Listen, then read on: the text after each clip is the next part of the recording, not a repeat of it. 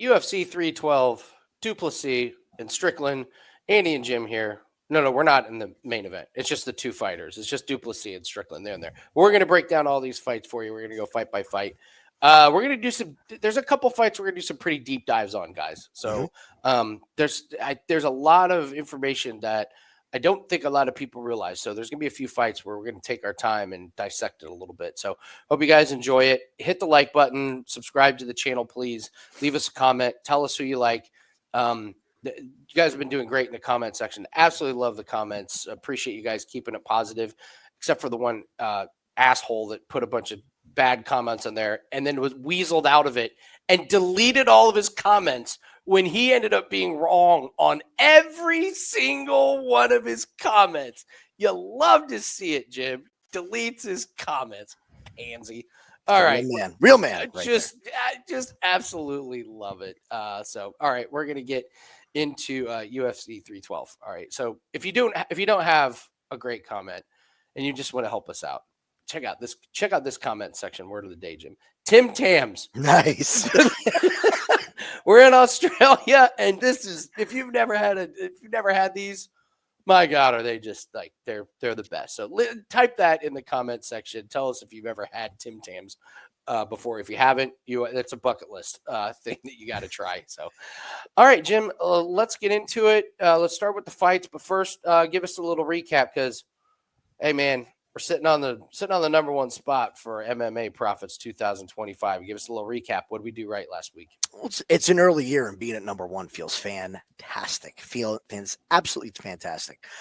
So listen, we absolutely crushed our no distance. These totals are ripe. They're to be had. We went with Aleksandre to end inside the distance, and what a shocker. We had to make money off Terrence McKinney. Fight doesn't go the distance somehow. That was never a sweat against the mirror. I still wanted to see another minute. I wanted to see another minute and just see what would happen if they stood back up because, man, Terrence McKinney is a blueprint for betting. The guy just prints you money whenever you want to go through with it. And why don't you take our big play? Tell the people what we did. I don't know why people were convinced that Thomas Peterson was any good and why Gazia's was bad. That was the first leg of our 5% play, and the fight literally happened exactly how we said it was going to. Gazia was going to kill him in the first round, and he did. Absolutely destroyed him. And then Naimov was a very good play. It was more of a fade on Offley. And, Offley was a little bit better than we thought, but it really was no doubt. This was a very confident 5% play that we had. And one of the things that Jim and I have had so far is we're on islands in some of these plays, and they've been working out really well. We told you last week Imavov was going to beat Izzy. I didn't see a knockout coming, but the downfall of Izzy is absolutely real, and we called it. We predicted it. So we're really happy with that. I'm going to make a reference to another champion that is being completely disrespected, Marab style. Yes, I will bring that fight up a little bit later. So, but let's get into these fights here, Jim. We're going to start with first fight on the card, Hyun Park. I'm not even going to try and pronounce this guy's name because I will butcher it. I'm just going to refer to him as the Art of Knockout because that's his nickname. Damn it, that is a great nickname. Art of Knockout is fantastic. So, Hyun Park and Art of Knockout. Who do you like in this one, Jim? Well, we have two guys that I believe have some very, very large holes. I do like Park. What worries me about Park is, as you guys know, if you followed us for a while, is I see an O on one side of his record. Now, 9-0, not like he's 15-0, but again, these guys are not going to be undefeated forever. However, in this matchup, I do believe that Park is going to have him covered in pretty much every facet at this point. I think this could end up being a very violent fight very quickly. I would like to bet Park. I have not. I think, like I said, he's going to have him covered in the stand-up. I think he's going to hit Wade harder. Art of violence or art of fight or knockout, whatever he's art of. He just kind of swings blind, and he reverts back to this brawl mentality. And against a guy like Park, that's going to leave a lot of openings. I love violence to start this night. I think these are two guys who have massive holes in their game that are going to swing heavies when they get toe-to-toe, and somebody's probably going to fall down. So I'm very interested when the props come out. Fight doesn't go the distance. Still early. We don't have it yet. I'm not willing to plant my flag on either side of these guys whatsoever. Again, being stingy this year of who we're taking on the money line. I'm picking Park. I'm not betting him. I will have a piece of fight doesn't go the distance. Yeah, we don't talk about these fights before we record this video.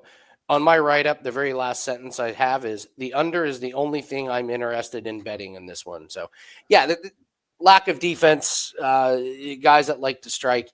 You got road to UFC. It just checks all the boxes for an under. So I don't need to harp on anything. I think you covered it pretty well. It's not going to be the most technical fight in the world, but someone's getting knocked out in this one. That's my opinion. Tons of Australian fighters here. Quillan, Salkilld, I believe is how we pronounce it, against Anshul, Jubli. These are two very, very different 7-1s here, Jim. What's your take on this fight? Well, Jubli cost everybody a ton of money. One thing, we've talked briefly about the push in India and how that's a market that the UFC wants to get in. PFL kind of has gotten there first. So UFC is kind of trying to make ground.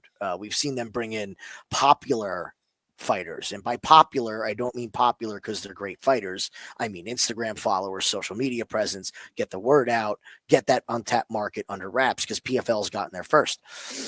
Jubli, yes, they have the backing. But do we really understand the pressure that these guys are probably under? I mean, it's one thing to have a team on your shoulders. A region. This guy has he has millions of people watching him, rooting for him. The pressure is immense, absolutely immense. And what happened when Mike Breeden put some pressure on him? He folded like a suitcase. And by pressure, you mean barking like a dog. That's what Mike Breeden did. And it threw him completely off of his game. It was the strangest thing. I mean, especially when he was winning. He was winning the fight. Like, just calm down, relax. Yeah, and we saw that's the other thing. Is all he had to do was not get knocked out. Yeah, that was it. Cruise to a victory. He was up 2-0. It was locked and done. So I don't know if we see the weight lifted or if now there's more pressure. Quillan, I remember watching and being very impressed. And these young fighters that come out of Australia, we've said this before. We said it with Steve Erceg. They have a absolutely fantastic regional scene in in Australia. So these records of these guys are pretty legit. They're not cans. You're not going to click on one of these guys and see that when they fought, he's 4-1 and now the guy's 4-7. They're all up and coming tough fighters. So I am going to say that Jubli is going to have to make a statement here. I don't believe that's going to work in his favor. I think Quillan should have him covered when it comes to the wrestling. I don't think Jubli's striking is going to be enough to hurt him, enough to where he's not going to be able to implement the wrestling. So I'm going to go with Quillan here, and I actually think Quillan might win by decision. I don't think Jubli gets finished. Quillan, we saw he can work his way through the fight and not really push for a finish, more so get the control and get the ugly cage grappling going. So I'm going to go with Quillan to win by decision in this spot. If Jubli was from Brazil, would he be in the UFC? No chance. That's kind of what I keep going back to. He's just very, very limited as a fighter. Very, very limited. I mean, the fact that he was up 2 rounds against Breeden says a lot about Breeden. We know. Yeah. And Salkilld comes from Contender Series, which you guys know we are big fans of Contender Series. We have long notes on every fighter that got a contract from there. If Salkilld does have a weakness that I would point to, it would be maybe on the ground. He can lose control. He's not that, but Jubli's not going to test that. So then it comes down to striking, and it's Salkilld all day long. I'm with you that we've done really, really well taking some of these guys coming off of the Australian regional scene and just going, wow, like these guys are actually UFC ready. We called it with Jack Jenkins. We called it with Steve Erceg.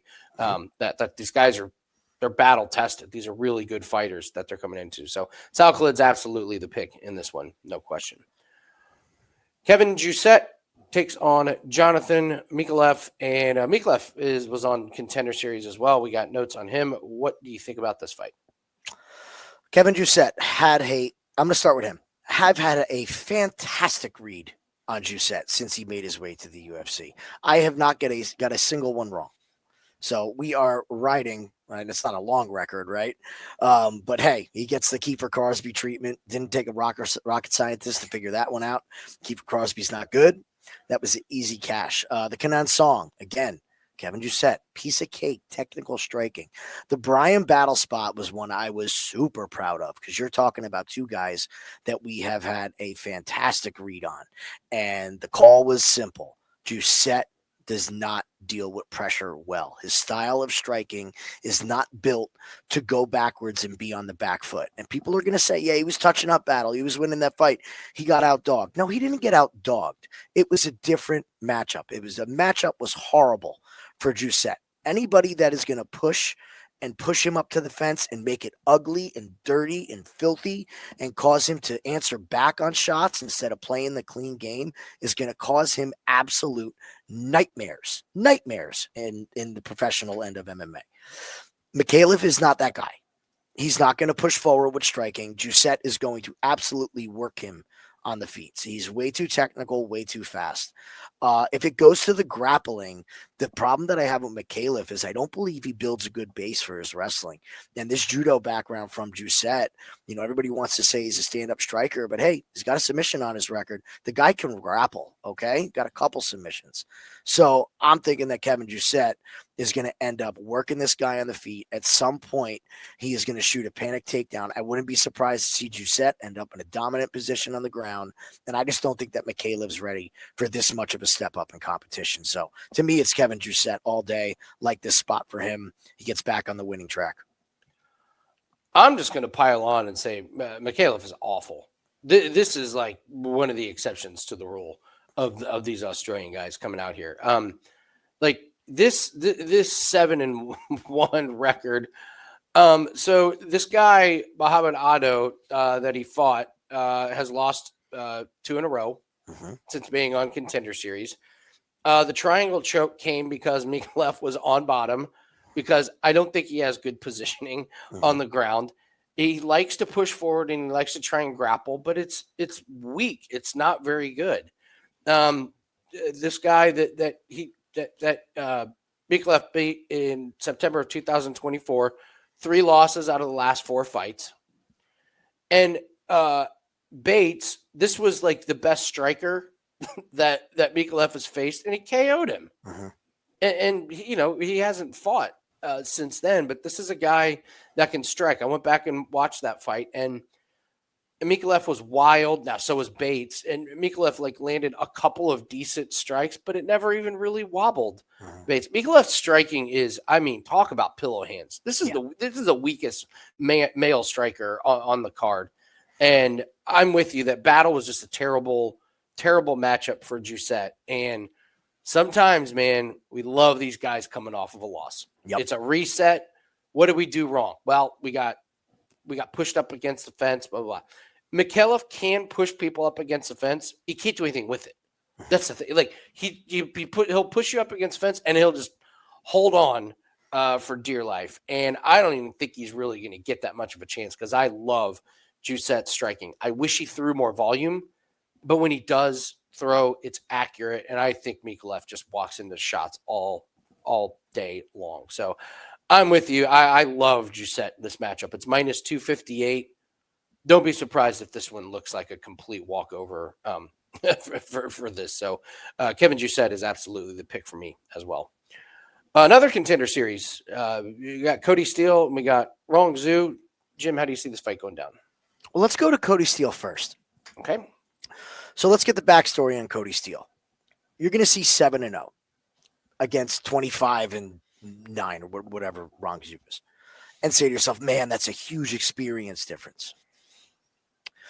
There's something to be said about the U.S. regional scene when some of these guys do not try to fight every 2 months. Cody Steele from Jump Street has had his eyes on professional UFC MMA, and so have his coaches, so have his promoters. And if you're into the regional scene, you know that this is a name that's been talked about for 3-4 years now as a guy to look out for. Physically, absolute brick house. Brick house. I mean, even his head is built like a brick. He is a tank. And I'm not worried about the 7-0. That's a sign of good management. That's a sign of good coaching. That, hey, we're going to let you build yourself up. We're going to let you build. We're going to let you build. We're going to let you build. Let's also not forget that this guy has competed amateur forever. Oh, look at all these. Look at all this grappling. These are grappling matches. Yeah. I mean, but this is a sign of great management. We don't want our young fighter to learn on the job and take damage. Let's get his grappling going. Let's keep him active. Let's get him used to cutting weight. Let's get him used to being in front of a crowd. This guy has a veteran savvy for his age and record that we did not really see. We were talking about, contender series. To me, he's one of the top 3 prospects out of the season. Just the professionalism of him. He gets signed up to fight on Contender, and his opponent just literally says no mas, to the point where Dana said, look, some guys aren't made for this. The guy has a panic attack about fighting Cody Steele. Like before the walkouts. Yeah, like not like the week before I got a little boo-boo. No, this was the night of. Was like, nope, can't pull myself to do it. Can't do it. And look, if you're that way, you shouldn't fight. So you can say what you want about him, but it's a good decision. Cody Steele made very easy work of Chase and Blair. Very easy. Now, Chase and Blair also, I don't think he's that bad of a fighter. I think he's good. We did the tape research on him. He's legit. We may see from him. He may get another Contender Series shot, or you may see him have a lot of success on the regional scene. Maybe get like a last second replacement or something. He's good. He's got 3 losses, but we like this skill set. Yeah, so I mean, it was a very impressive win. They found a guy to make sure to put with Steele that made him. He looked good, but it was a good test. Now let's go to Rongzhu. This falls into my category of always fade a guy with one name. Okay, fade a guy with one name. I know it sounds goofy, but fading Mahashate has been a very profitable experience as far as that go. Blood Diamond, you could say that was one name. It's two words, but his name is Blood Diamond, not just blood or diamond. So Rongzhu has all these fights. That is a ton of mileage on a young body. And I think we saw some of that in his last fight. He gets touched to the eye and his eye explodes. Now, granted, it was a good shot from Padilla, but if you know these road to UFC guys, I mean, they take some damage.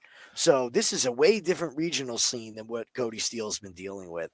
I think this is Cody Steele all day long. Rongzhu is not going to be able to stop the juggernaut approach of Cody Steele. If he wants to wrestle, he's going to wrestle. If he wants to strike, he's going to strike once he gets Rongzhu tired.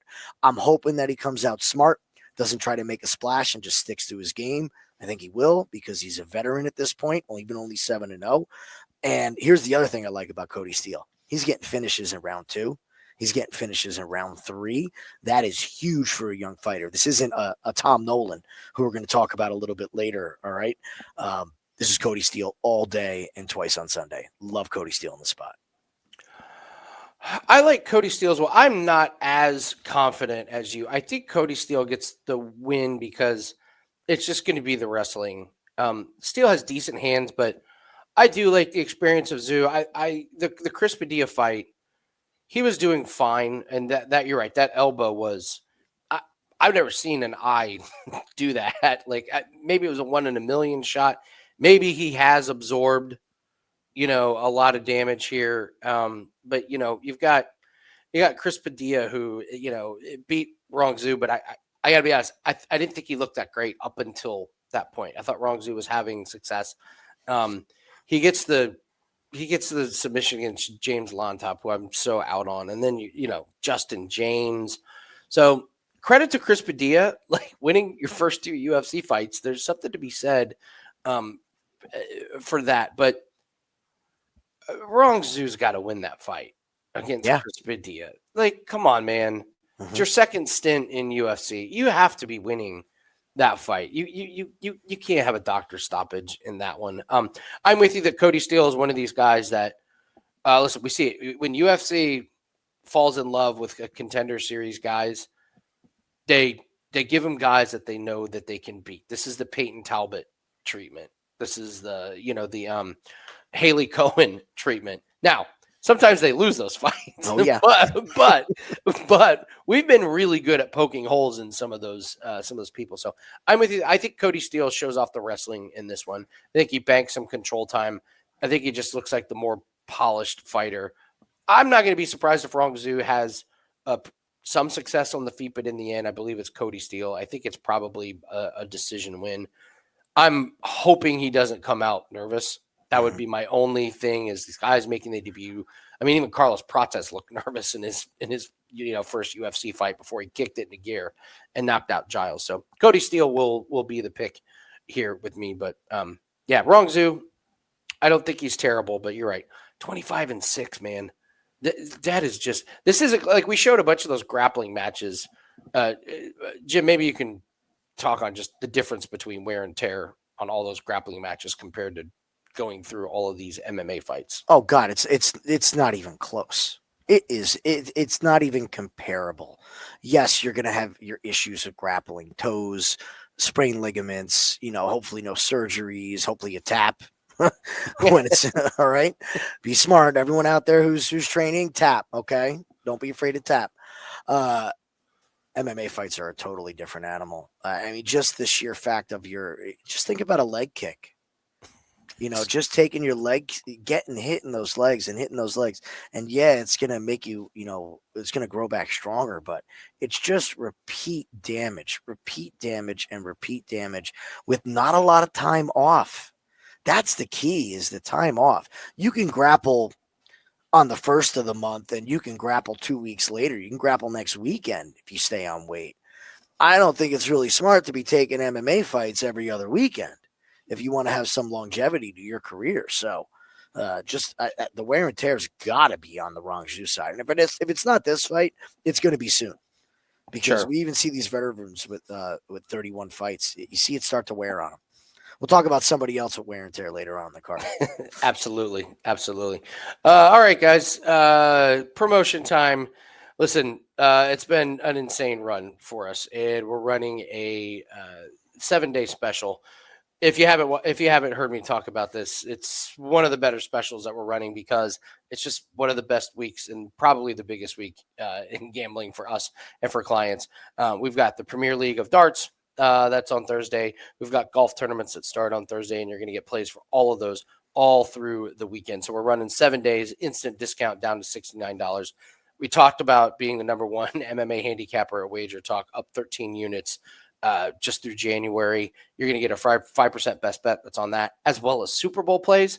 We're on a 13-4 NBA run. All sports is going great, and that is accumulated to a 45-17 run over the last 2.5 weeks. So full disclosure, we got off to a bad start to start January. We did a deep dive. We figured out what was working and what was not working. And it's amazing how quickly you can turn it around if you're doing your due diligence. So that's what we've done. There's no reason to not be involved with the bets that we have for this weekend. These are plays that we bet with our own money. These are plays that we've used to build our own bankrolls, and it's discounted down to $69. So there's no promo code needed. Just go to wt.buzz/AL. Just go to my profile page, and you're going to get every single one of those plays.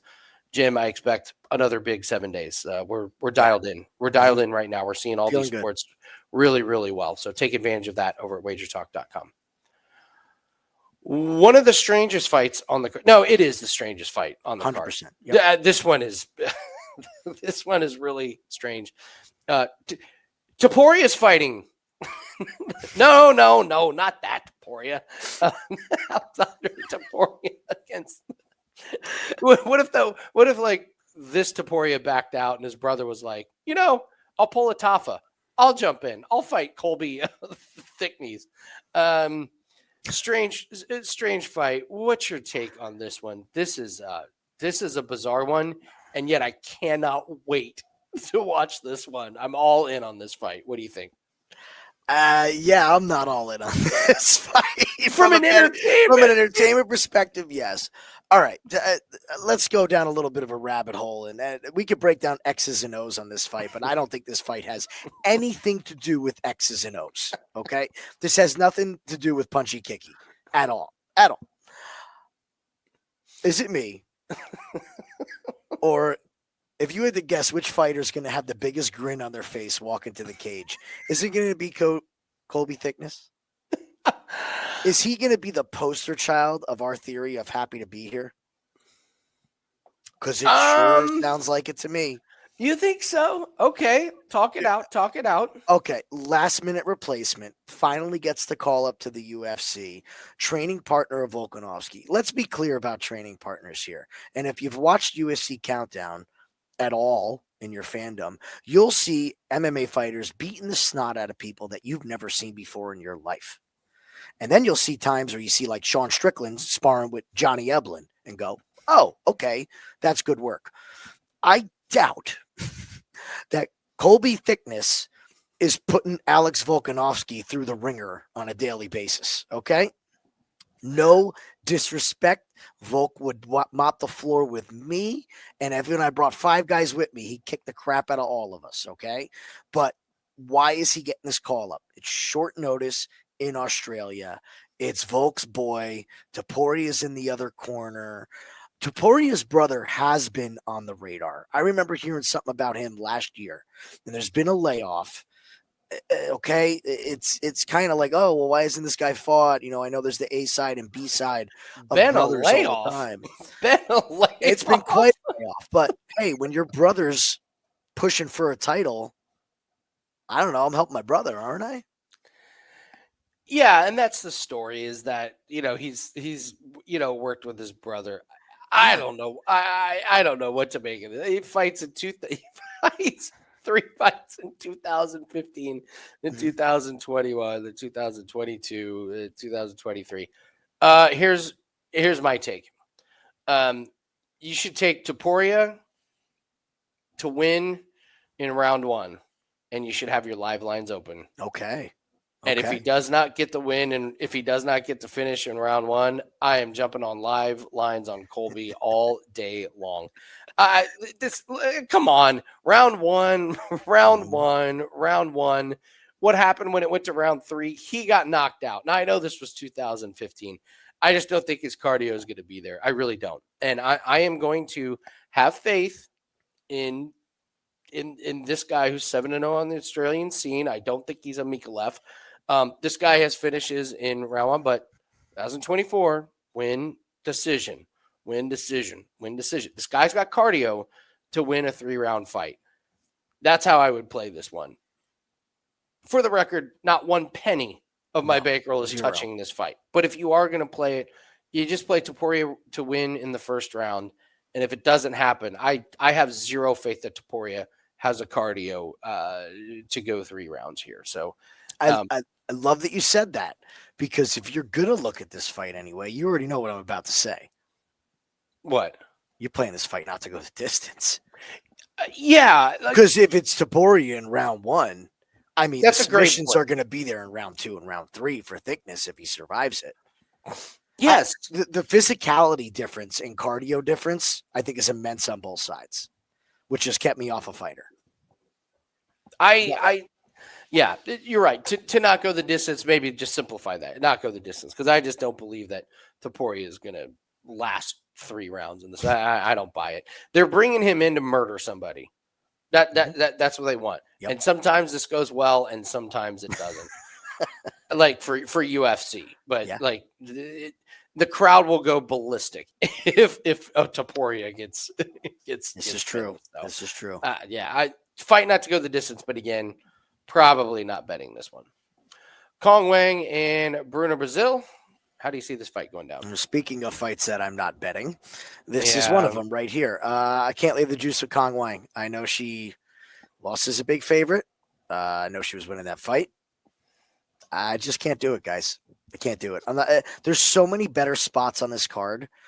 Bruna Brasil's at Fighting Nerds, but we also just saw Mayra Bueno Silva, who was at Fighting Nerds, just come out with an atrocious game plan.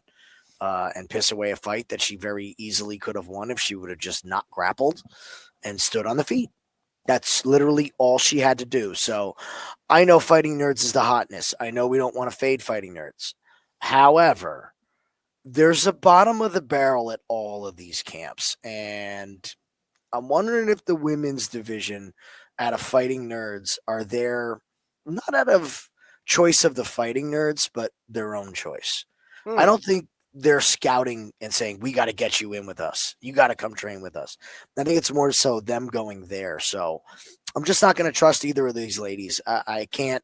This is a total no bet for me. I won't even give you a BS high pick. I think this one should win. I am not betting this fight. This is a bathroom break. On to any opinion you have. Yeah, I have the same thing. We can just move on. You're not betting this fight. No, I can't even find like an over-under. I can't find a side I like on it. I mean, the price on Cong Wang is this big of a favorite is laughable. That's the only thing I would say. But one of the biggest terms that I hate most in all of gambling is value. And this sets up for a perfect value. Well, the value is on Brazil. And then when she loses, you're like, well, I lost, but I got great value. Congratulations on your Have fun play. with that. Have fun with that. Cong Wang, Bruna, Brazil, complete pass. No opinion. Now we do have opinions on this one. Tom Nolan and Slava Borshchev. Do you want to say fight not to go the distance and move on to the next one, or you want to give a little breakdown? Well, we can get that part out of the way. This fight not to go the distance has to be in some kind of a parlay somewhere. Okay. Let's take it from a little technical standpoint here, because I feel like there's a lot of hot takes out in the space on both of these guys. The hot take from Slava is that his chin is gone. The hot take on Tom Nolan is that he's not that good. Is that he never had one? Never had one, right? So you have two horrible chins. So let's take it from a striking perspective. Who's got the advantage in the striking? It's going to be Slava. Slava has the much more diverse striking, the much more diverse attacks. He will attack from head to body, head to feet, the entire body. Tom Nolan will not, is the thing. Tom Nolan's longer, which I think could be a real problem for Slava, because the one thing everybody has to understand when you have an aging fighter, it's not so much that the chin is gone. It's not so much that the body's gone. What starts to go is your reaction time and your line of sight. And these long shots that you normally would be able to slip and counter, all of a sudden they're hitting you in the nose, they're hitting you in the eye, and your reaction is that you're stunned by it. So I feel like if Tom is going to get the knockout in this fight, it's going to be a long shot from the outside that clips Slava. If any old school fans remember, I forget who knocked him out, but Martin Kampmann got knocked out years ago from a punch. Shoot, who was it? I can't remember who Martin Kampmann got knocked out by, but it's a highlight. And I always feel like Slava's Martin Kampmann's clone. he fights like him, looks like him. That kind of a knockout from about 6-7 feet away. If Slava's going to win, it's going to be Tom crashing the pocket. So I think if you have to have a bet on either side in this fight, you watch the first couple minutes and see what realm this fight is going to be fought in. If it's at distance, it's Tom Nolan. If it's in tight, Slava. Slava's going to work the body. He's going to work the legs. He's going to work the elbows. So fight doesn't go the distance. Not planting my flag on a side. I think it's more of a live bet situation if it lasts. So when I was looking at this one, I'm looking at two guys, and I just think that all right, so Kampmann got knocked out by Carlos Condit, Johnny Hendricks. I think it was Hendricks. Hendricks. One of those Hendricks HGH bombs from across the cage. Yeah. Starched him. Yeah, it was Hendricks. Yep. So I just feel like Borshchev is more comfortable with where he is at in his career. And, it's 8-4-1, whatever, but decent little win against Lon Top, who I just don't think that's good. Listen, his big weakness, we know this, it's wrestling. He's awful at it. He doesn't practice it. So what happens? Of course he gets beat by Chase Hooper. Of course Mike Davis of course Dia Casey takes him down. But what happens when he fights these strikers? Machete. There's my guy. Yeah. Dakota Bush. Yeah, Chris Duncan. So when I look at Tom Nolan, I see a guy who came out of the regional scene with just lightning fast punches against not the greatest competition. He goes on Contender Series and absolutely sparks Bogdan, and we're all excited about him. And then what happens? He gets nuked by Nicholas Mata. And I think that was when we realized, oh, this guy's a big time project. He's got talent. He's a big time working project. So he beats Victor Martinez. This Alex Reyes fight was the classic. You need more cage time. You need more time in the octagon. Mhm. Alex Reyes, listen, Alex Reyes, bad. Huge layoff. Like last fought Mike Perry. Then 2017 in the UFC comes back and gets crushed by Charlie Campbell. And then Nolan, what I watched from Nolan was he's thinking about it. Mhm. Like they're having him work on stuff and it's just not coming naturally. Borshchev, he's more natural. His punches are just going to come naturally. There's going to be a different flow to it. I think he wins. But yeah, these guys aren't blocking punches. Are you kidding me? Their heads are like standing there. There's no good guard. Someone's going to sleep. Nolan's going to be live for a knockout. But Nolan's defense is really terrible. So I lean Borshchev. But yeah, there's going to be some money on this fight not to go the distance somehow, some way, because there's going to be no wrestling. These guys are just going to. You don't have to worry about any takedowns or clinches or anything like that. You just got to worry about like who gets knocked out. So the way to bet that is just have this fight not to go the distance. Only way I'll be playing that one. A service bulletin on that fight: stay away from playing fight ends by KO. When we say a fight doesn't go the distance and they're going to strike, that doesn't mean just bet by KO. Okay, Carlos Olberg got a submission. Yeah, Right? you always play inside the distance. Little service bulletin from your friends here. Do not pick fight ends by KO and say, oh, I got both guys, because Slava's going to be bleeding face down on the canvas, and all of a sudden you're going to see Nolan lock up a rear naked choke, and there goes your ticket. It happens way more than you would think. Yeah. And there's nothing more frustrating when you're like, I got the KO, and then like someone wins by sub. So you're right, 100%. Jack Jenkins and Gabriel Santos. Pretty decent sized favorite. How do you like this fight? I understand the love on Gabriel Santos. I do think he's a very good fighter. There's just something about Jack Jenkins that I really, really, really like. It just seems that he just gets it done if his arm doesn't snap in half on a takedown. Okay. A lot of people are picking Gabriel Santos. And I just think we forget how kind of like Jack Jenkins is like that car that's not a fancy sports car or some big jacked up SUV, but man, is he reliable. You know what you're going to get. The Honda Civic? Yeah. He's that Toyota Camry with 275,000 miles on it. That was my first car I ever had was a Toyota Camry with over 200,000 miles on it. No joke. Light blue. I remember it. Probably still driving around today. So a lot of people are like, chastising him about the Herbert Burns fight. Oh, he should have bet. He should have. That's everybody who had him by, knockout in round 1, knockout in round 2.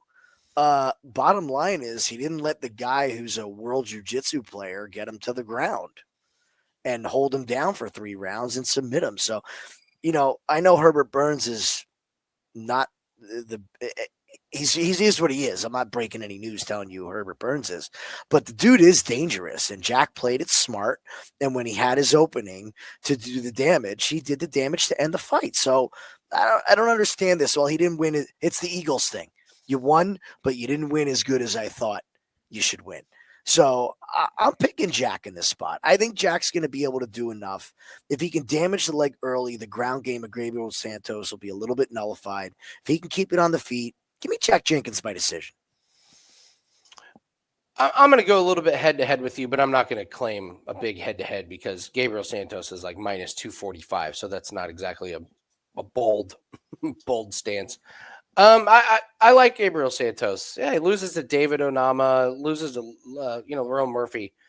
No, not the worst in the world. I just think Jack Jenkins' path to victory, he's got to get those leg kicks going early. Mm-hmm. He's got great leg kicks. If he doesn't, I just think the length of Santos is going to be there. I actually think Santos is going to have a little bit of advantage in the ground game. He could be good in the top position. He did some really, really good damage in his last one. And we did well. We kind of called this, like, it's a Herbert Burns fight, so you're just taking it not to go the distance. But you and I picked this out. I was like, Jack Jenkins doesn't finish guys like super early. He's a little bit more methodical. Like his fight IQ is like through the roof. I will say that about Jack Jenkins. He gets the most out of his body and the most out of his tools. But so we played that not to go the distance, whereas everyone got killed on the on the under 1.5 on her. But he was losing this fight against Chepe. I thought gets the injury, and then I don't know if he won this Jamal Emmers fight. He was surprised when he won it. I think it's close, but I just think Santos is just going to have a little bit too much in the length. Here's what I love about Jack Jenkins is undersized, doesn't seem to be the most athletic guy in the world, but damn, does that guy get the most out of his out of what, like you said, he's the Honda, is the Toyota Camry, and sometimes that's all you need. I love Jack Jenkins. We've made a lot of money on him. I think he goes down. I think Gabriel Santos, gets this one. The length is just going to be a little bit too much in this one. Maybe this is the hometown cooking one. True. This could be the one because we'll a few other ones. I'm not sure even see the scorecards.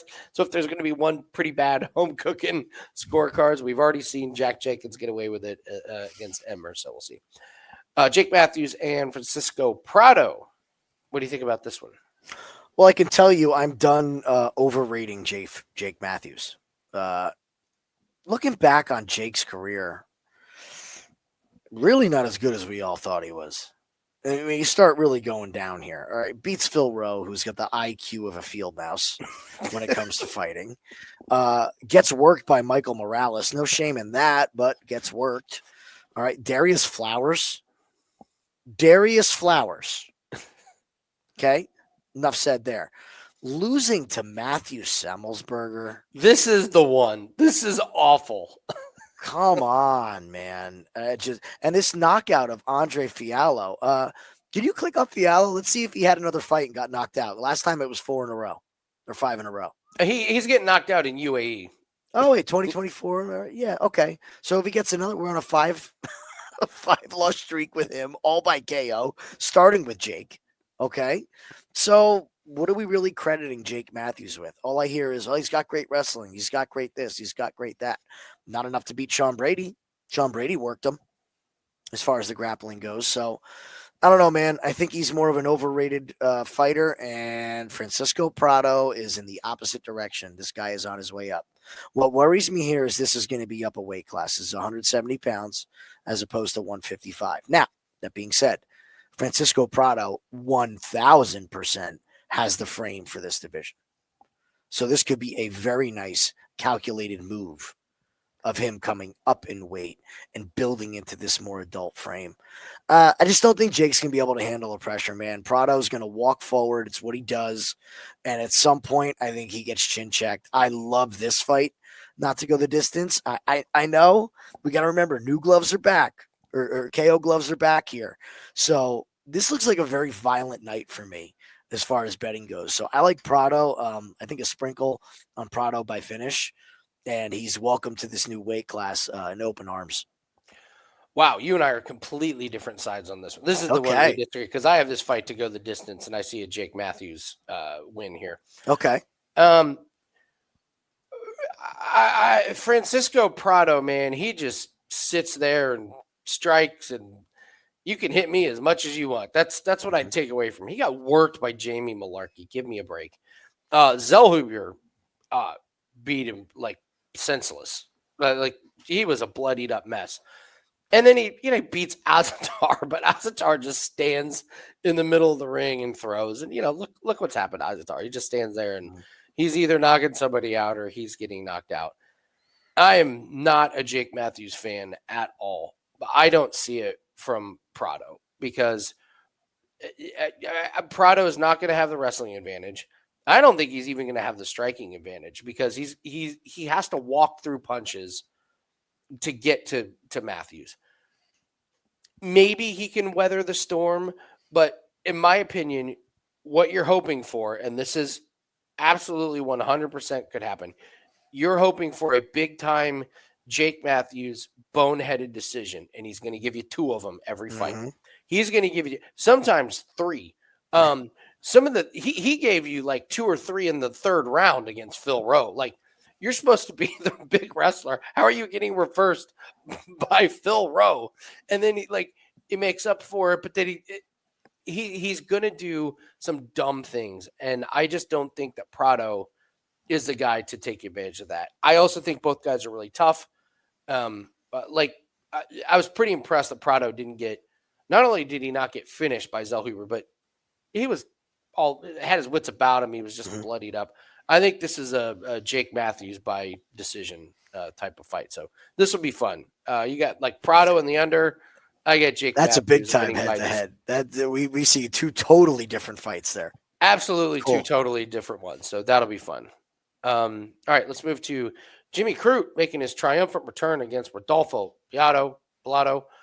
How do you see this fight going down? Well, I'm going to talk like Rodolfo Bellato strikes and say that his striking is slow. All right. Oh my God, is he stuck in the mud? This is good. I went back and watched Bellato's fights, and I can't tell you a slower guy in this division. I can't. He's like a video game character that's got like 100% grappling and like 98% strength, but his speed rating is 20. Just useless, right? He is so slow. And if you're going to be slow, you can't leave openings. I can't have a bigger red flag on anybody's career than being almost finished by Ihor Potieria. That's kind of all I need to know in this fight. This Ihor Potieria. Yes, that Ihor Potieria, whose wins are Robert Birchak, who was probably the worst fighter that we've seen in 2 years. Couldn't believe how bad he was, and the retiring Shogun Hua. So yeah, he's not that great. So Bellato, yeah, he's got some finishing upside. He's got good grappling. He does hit hard. He is tough. I'll give him that. He's tough. Here's the thing: he's fighting Jimmy Crute, and we're coming off of this. This is one of our favorite theories. Is the retired? I'm in. I'm out. I'm in. I'm out. Now I'm back. I was out, but now I'm in. Pick. You have to be all in this game. It cannot be a part-time. It's not really a side hustle for him. He's got nothing else, but I just don't really see any upside on either guy here, skill set wise. Jimmy Crute is just a perennial ball dropper. I mean, look at these losses. The loss to Jamal Hill, yeah, he did go to the title, but Jamal's been kind of exposed as being a bit of a one-trick pony. The Anthony Smith was a dead nerve. Say what you want, but the dude still stood there and got leg kicked. Like people are, it's only one shot to the leg. It is not. Well, move your leg. Don't get kicked there. How about that? Learn how to check a kick properly. So I'm not seeing any of these improvements. Not picking a side. Again, sound like a broken record. This fight is not seeing 3 rounds. There is no way. Somebody is getting finished in this, and it's either going to be the return of Jimmy Crute, and I hope it is because then we get a chance to fade him, or we're going to see Jimmy Crute drop the ball yet again. So fight doesn't go. Parlay it up.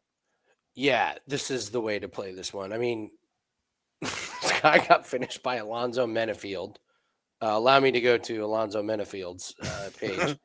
So, gets the win against Dustin Jacoby. Here's another one where the winner didn't think he won. And then what happens? He's being nuked by Olberg, nuked by Azamat. So what's his wins? A questionable win against Dustin Jacoby. He finishes Jimmy Crute, a draw against Jimmy Crute. And so you have to go back to 2020, find the last time Jimmy Crute won. And who is he beating? Oleg Kasachek, who you have nailed. Oleg Kasachek. Well, we've both nailed. Oleg Kasachek has no ground game whatsoever, so no surprise you can submit him. And then Bukauskas. Like this is these are this guy's wins? No way. No way. So I found a podcast that Jimmy Crute was on, and it was the Australian MMA podcast. You can go listen to it. Jimmy Crute actually said, "I'm too good at this to not be fighting in the UFC."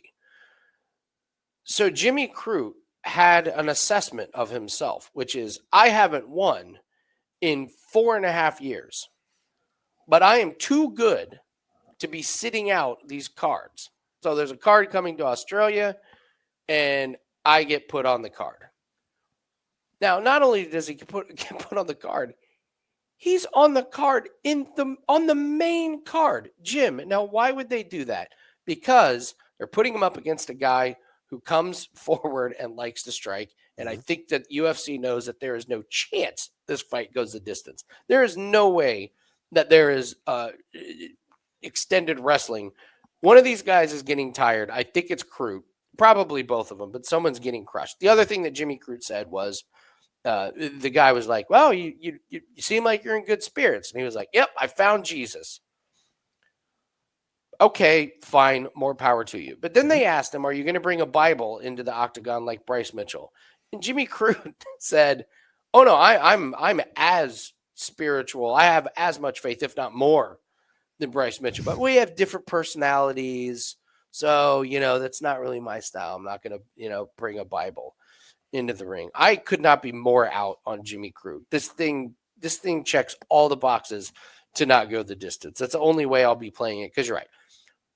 Bellato leaves himself absolutely way too wide open. But is Jimmy Crute going to be the guy that knocks him out? No. I have no idea what Jimmy Crute is going to do. I don't know if he's going to come out wrestling, striking, but I do know this. I just don't know of a fighter that's retired and then come back with better cardio. I think Jimmy Crute is exhausted really, really quick in this one. I like Bellato, but for my money, it's only on the under. Speaking of unders, Taliesin Teixeira faces Justin Tafa. I'll let you go first, but man, I have not seen a fight. Well, Terrence McKinney is pretty good. I haven't seen a fight at this weight class set up better for an under than this one. What do you think? Well, the fade the Tafas has been a very, very profitable angle. It's more of his brother. His brother's the one that's really been. Yeah, for sure. No, you're 100% right. This Austin Lane thing was infuriating because Austin Lane was doing so good in the first fight. And then he comes out like they went back to the drawing board and like, all right, I know we were winning the first fight, but we got to change everything that we did. I know what we're going to do. We're going to kick from the outside and be off balance. And then when you're running away after you kick, make sure you keep your hands by your waist, okay? So you can get clipped by the guy who can only punch you to the head here. The head strike, the head kick that he landed was fantastic. Look, fading the Tafas is awesome when you have somebody who can wrestle. But if you can't wrestle, I mean, this guy lost to Jared Vandera. All Jared Vandera needed was a couple takedowns to beat this guy, okay? Carlos Felipe, come on. A guy who stands in front and doesn't move. So he's going to be at a huge athleticism disadvantage with Teixeira. And there's going to be a huge height and reach disadvantage. Here's the thing about Tafa, and we saw this with Mark Hunt for years. Tafa has the same striking style. I'm not saying that he's as good as Mark Hunt, but these Samoans know how to fight tall guys really well. These Australians, these Kiwis, they know how to fight the tall, lanky guy really well because they're so good with that overhand right. And they put their whole body into it, and they're heavy, and they're built like a bowling ball. So if Teixeira doesn't mind his P's and Q's, he's going to eat an overhand right from hell that is going to put him into the next row. That being said, if he's playing the outside game in a nice big cage, Tafa's got no shot to even reach him. Those stumpy arms are not going to get there. This fight, agreed, is not going the distance. You're going to end up with one of these two guys taking a nap on the ground. We were very excited to bet Teixeira in his debut fight. That got canceled. So I'm not liking this matchup as much, so I can't really put my money on Teixeira. I was ready for him against Lucas Bresky. That was going Oh to my be God! a This murder. was gonna be. This was gonna Full be disclosure, that was going to be a 5% play. No doubt about it. 6%, 7%. I mean, that was just gonna be Yeah, All right. So this is a different beast with Tafa. So I'm on the no distance. I'm watching it live. We'll see where it fights. one of the reasons why I'm not totally on Taliesin Teixeira when I'm just on it to go the distance is he's gotten away with beating a lot of guys that he can take punches from and deliver it back. Against Arthur Lopez, I'm sorry, he was eating a lot of shots, and it was like he was like, I know I can take punches from this guy. I don't think Tafa's are very good fighters. They're one hitter quitters. I get why they get the fights that they do get. Like why wouldn't you want to put Tafa on on a main card? Like he's exciting. But look at these guys that Teixeira's been beating, like 2-1, 2-1, 4-15, 1-1, 0-1, 0-0. So I went back and watched this Lopez fight, and I'm like, this guy just fights with his hands way too low. He's not even trying to have a guard up. Yep. So now that being said, I mean, these finishes, he's got finishing power. Absolutely. So he's got the reach to touch Tafa, but he's also got his hands way too low. So somebody's going to sleep early. I would take the under. I would take this fight to end in the first round because I think this is a freaking firefight.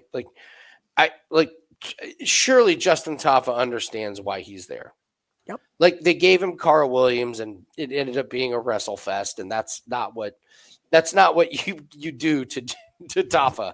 You give him a striker because you know fireworks are coming. So fight not to go the distance is an easy play on this one. All right, moving to the co-main and the main event here. We'll start with the co-main. Champion Weili Zhang against Tatiana Suarez. I have not seen a women's championship fight where the challenger has gotten so much love and the line has swung so heavily in their favor than what has happened with Tatiana Suarez. So this is one of those fights I think we're going to do a deep dive on. So Jim, go ahead. You go first. Who would you like me to take? We have a lot on this one, so. Yeah, we really do. So let's tag team this. We'll start with Weili Zhang. Okay, Weili. Actually, no, we're going to start with Tatiana Suarez because that's who everyone is on. Okay, perfect. And I know for a fact you and I do not believe in the 10-0 Tatiana Suarez hype. So I'll let you go first. Let's start breaking down why we're not all on board Tatiana Suarez. So let's start from the beginning here.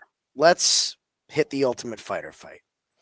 So she wins the Ultimate Fighter against Amanda Bobby Cooper, who at the time was 1-1 and is now 4-5. You beat me to it. Beat you to it. Okay, losing to Ashley Yoder, getting submitted by Mackenzie Dern back when Mackenzie had nothing but grappling. Absolutely nothing but grappling. These are bad looks, okay? So I really can't say that was a quality win. Now I know the talent level of Tatiana Suarez and the pedigree was there. But we have a myriad of problems with Tatiana's career that nobody just seems to want to say the elephant in the room, and that she has not been healthy since that fight.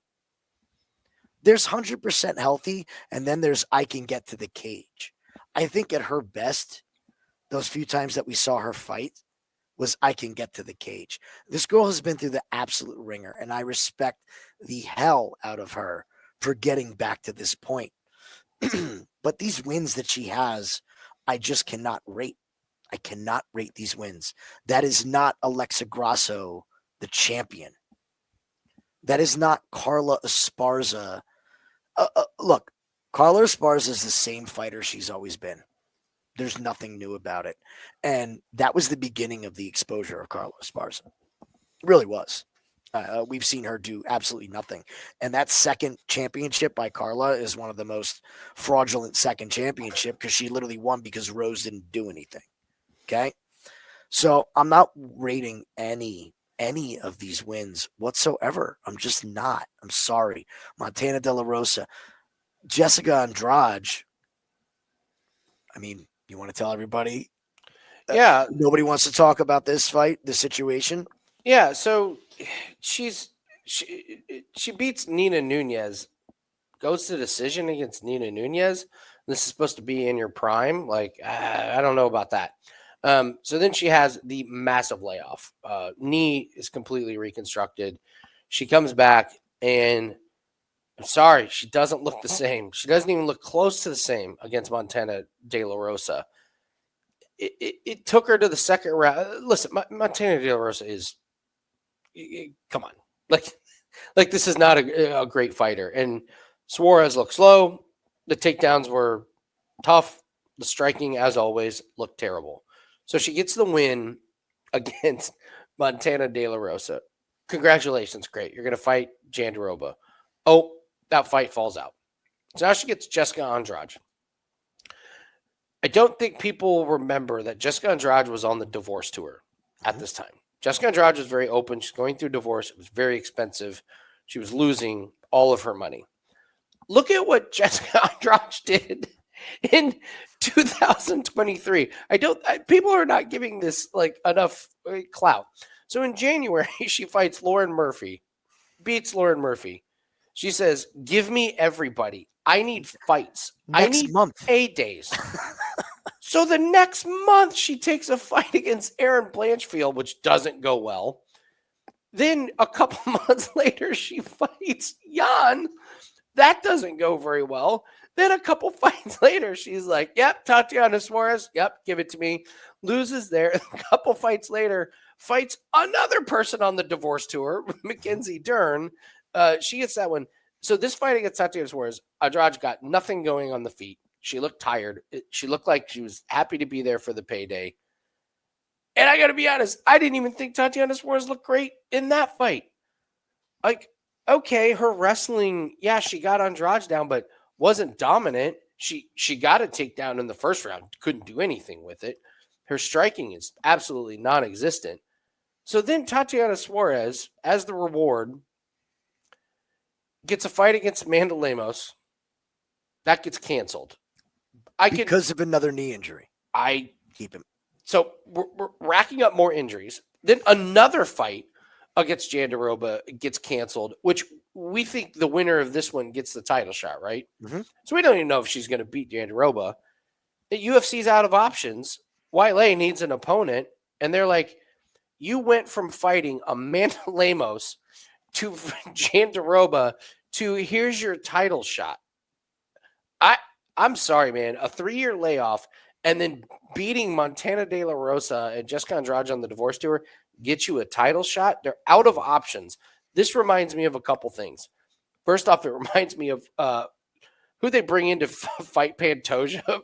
And from Risen, right? Yes, was it from One or Risen? Yeah, and it was, and they tried to build it up, and it was like, no, you're out of fighters. You're out of options, and it looked like varsity versus JV. Mm-hmm. So I don't buy this Tatiana Suarez at all. And for everyone to ignore the injuries is absolutely asinine. By the way, we've made a ton of money fading Jamal Hill coming off of these injuries. Yep. I don't think people understand or realize how bad these injuries are. And I'm going to tell an NFL story. Mark Schlereth, great offensive lineman for the Denver Broncos. You ever heard Jim, have you ever heard his story about how when he decided to retire? Yes. It's an amazing story. He was like, I was old. I had a bunch of injuries. And I was watching film about practice. It wasn't even a game. It was practice. And he was like, who is that slow ass rookie? That guy is never going to make the team. And he's like, I was looking at me. I realized, like, I looked at the number and it was me. And he's like, that was it. I was done. Forget it. These injuries add up and add up and add up. And Tatiana Suarez is 34 years old. I've heard the arguments that Wile is 35. Tatiana Suarez is 34 with a bunch of knee injuries, and I don't see it. I don't think she's 100% back to where we're. And for everybody that's saying, oh, I when she won the Ultimate Fighter, I said she would be a champion one day. It was 2016. I don't know if you've noticed, Jim. A lot has happened since then. So I'm out on Suarez as a title contender. I think they're out of options. That's what I think this comes down to. They're out of options. Oh, we had spoke too. I don't believe that the UFC wants Verna as their champion. You think she's not a great poster child for her? And I, as a fighter, I love Verna. We love Verna. Verna, printing money, great skill set, unbelievable, right? Dude, but I don't think she's not marketable. And that's No. why we've cashed on her, because she's not marketable. Nobody wants to bet on Verna. Tatiana said, the UFC said that Tatiana was injured. And that's why the Verna fight came out.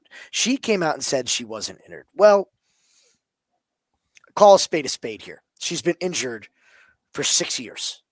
Okay. So why would she all of a sudden now it's a lie?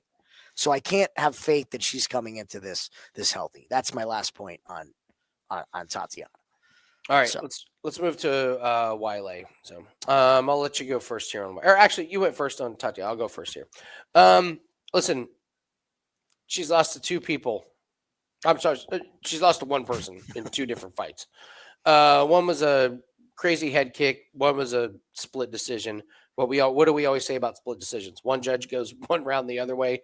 All of a sudden, this is a different one. This I don't think people realize how better Wiley got after these two Rose losses. This was a transformation. She looked good, coming up into the, Tisha Pennington, Jessica Andrade, Joanna, those two losses, and all of a sudden she comes out and knocks out Esparza, knocks out Joanna. I know that these ladies were, kind of on their, on their way out. Yeah, they both retired. Decent against Lemos, but a complete domination. And then I remember us talking about Jan. This was UFC 300. We made the case. Remember, we made the case that maybe these two women were training the hardest out of anybody on this card, because we knew damn well that they were training harder than Jamal Hill. So what happens in this fight? I'm sorry, she dominates. She wins 4 rounds to 1. Like, okay, she got taken down 3 times. Guess what Jan did with those takedowns? Zilch. Absolutely nothing. Striking wise, this is no contest. Wiley is light years better. I watched Tatiana Suarez throw those body kicks against Jessica Andrade. Jim, I could write a letter and mail it to you faster than those kicks seem. They are so telegraphed. On the feet, this isn't even a contest. I will also say that Wiley's wrestling has gotten a lot better. I know on paper Tatiana Suarez is going to be the better wrestler, but I just don't think it's that big of a gap to where Wiley is not going to be able to do anything. Tatiana Suarez is slow on the feet. Wiley is not. Tatiana Suarez has to get to Wiley to get the takedown, and even if she does, I just don't think that she's going to be able to hold position forever. I think Wiley is quick enough, and in a 5-round fight, Wiley's been 5 rounds. Like Tatiana has been canceling fights. So I don't understand the absolute love for Suarez and the complete just like, nope, it's Wiley's time. What do you make of Wiley's record here? It's amazing how I sit here and try to find ways to discredit. Perhaps she's in the talks of the greatest of this division, right? Of course. How could you not be? I mean, I'll tell you what, if she wins this fight emphatically, yeah, she's pretty much cleared out the division. It's the Verna fight, and then that's it. There's really nothing left from there. There's already been the talk of her moving up in weight and challenging for another belt. Now, that makes me a little nervous, but Wei Li has shot that right down. I have business first, and I think that's where she's going to go first. I love the training from Wei Li. So this is a woman that was at the PI in China. That's where she got her start. Trained there her whole time. Trained there. She's been in Thailand. She was in Thailand her last fight. She's in Thailand this fight. She's at Bangtao Muay Thai. Okay, not Tiger Muay Thai. But the reason she's there is, and this is where she's a supercomputer. They look at all angles of the fight game. This is the same climate that she's going to be fighting in. This is close to Australia. She wanted to be somewhere where it was hot because she wants to feel what that arena is going to be like. People forget it's summertime down there. It's hot in Australia. Okay. This isn't like they're fighting in Canada this time of year. It's going to be hot. The travel's easy. She's not. What do you think when you hear Muay Thai in Thailand? You think Muay Thai, right? Yeah. They're over there drilling grappling. She's got a whole wrestling team around her. She's got wrestling coaches, jiu-jitsu coaches. This woman is an absolute sponge. She lives and breathes competition and improvement. Thing I heard great in her interview today was, I'm learning English because life is about improving. So if you're looking at both of these fighters over the past 6 years, who's been improving and who's been struggling to maintain? Weili's been improving. Tatiana's been struggling to stay status quo. So to me, this is a no-brainer. I think you guys know where we're at on this one. I like Weili. I'm going to take the champion. This line continues to move. I thought other thing that was interesting is she went to plus money for about an hour. Yeah. And shifted right back. So it's Weili for me in a 5-round environment. As long as she doesn't get submitted in the first, I think this is her fight to win. Let's talk about that Jan fight, because I've heard, Jan got 3 takedowns. Jan knocked her down. This fight was 2 seconds away from being over at the end of the first round, and you heard a great soundbite about that. So walk us through that situation and what Weili said. I mean, she has a great point. I forget what the fight was. The other, who was our guy in PFL? Kelly, right? Had the finish right there, and then there's a break in the action. Oh, yeah, there was a groin shot in PFL. Yes. And he lost it. I mean, he's destroying him.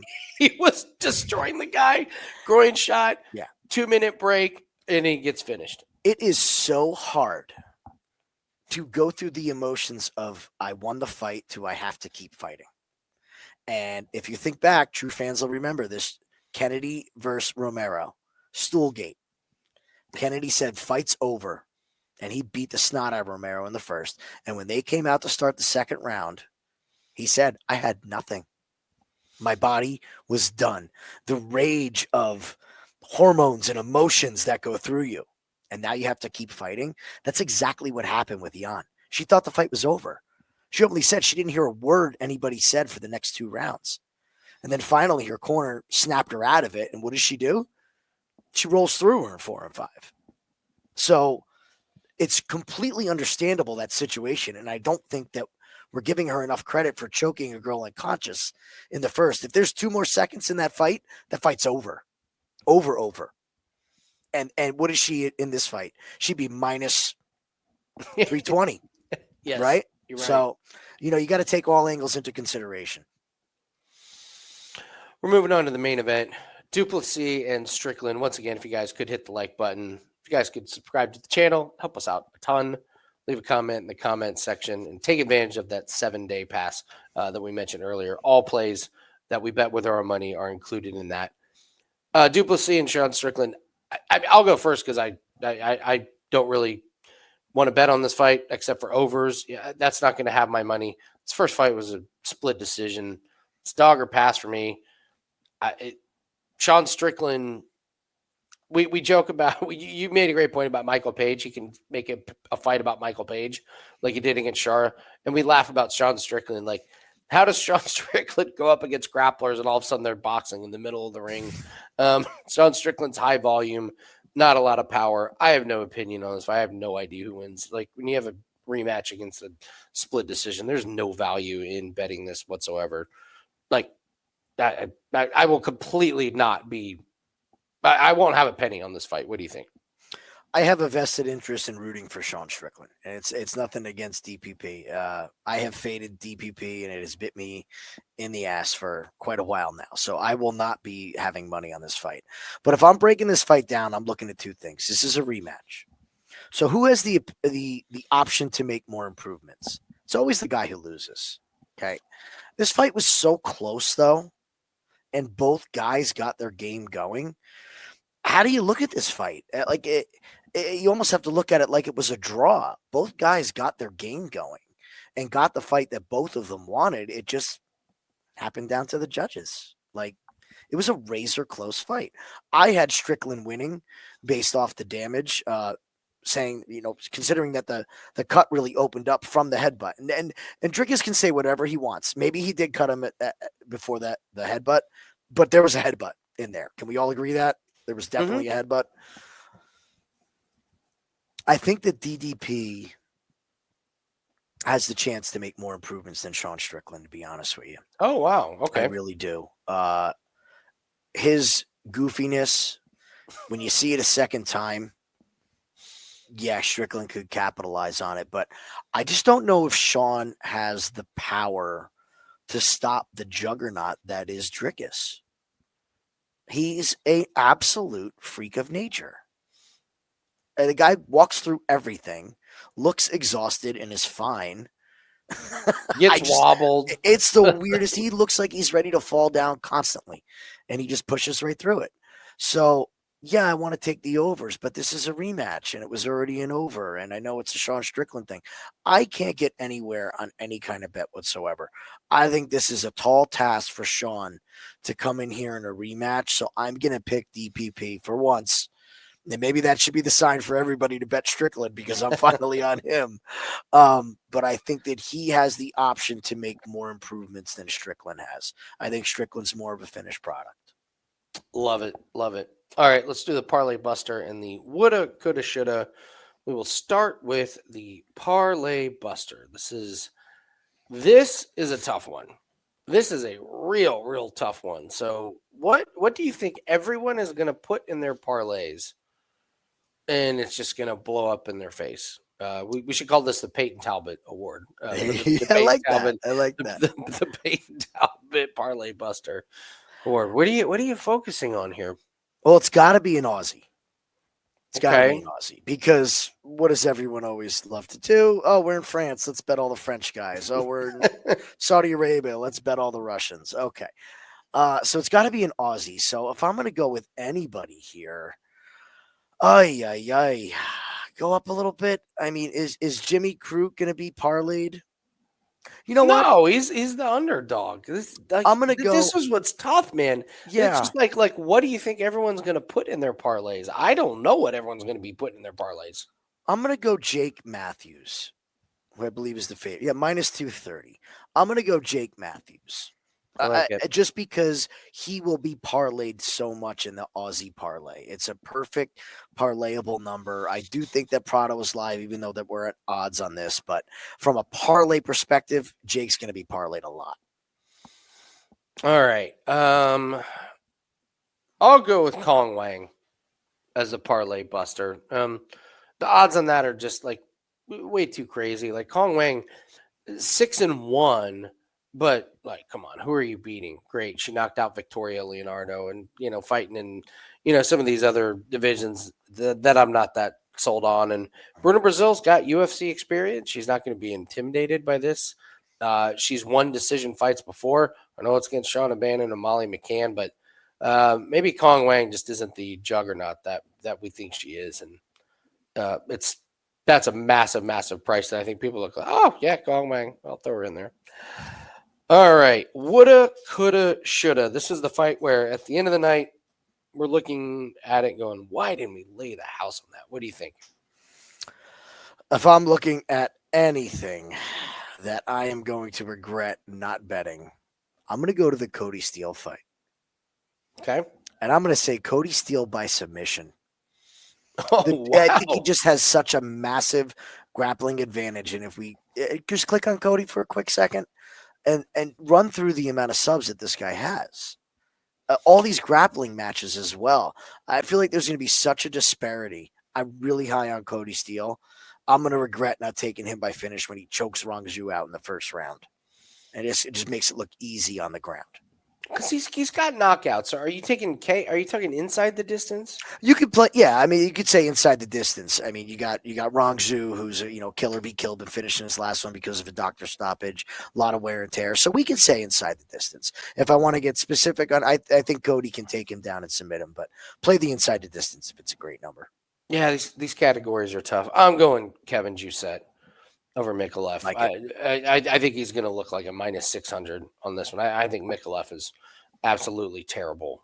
He's got absolutely no striking whatsoever, and I don't think his ground game is that good at all. And like you said, Jousset's got experience. He can stuff takedowns. He's a big, strong guy. So I think on the feet, it's going to end up looking like a pretty big mismatch. So go Kevin Jousset. So, all right, that is going to do it for us. Thanks so much for joining.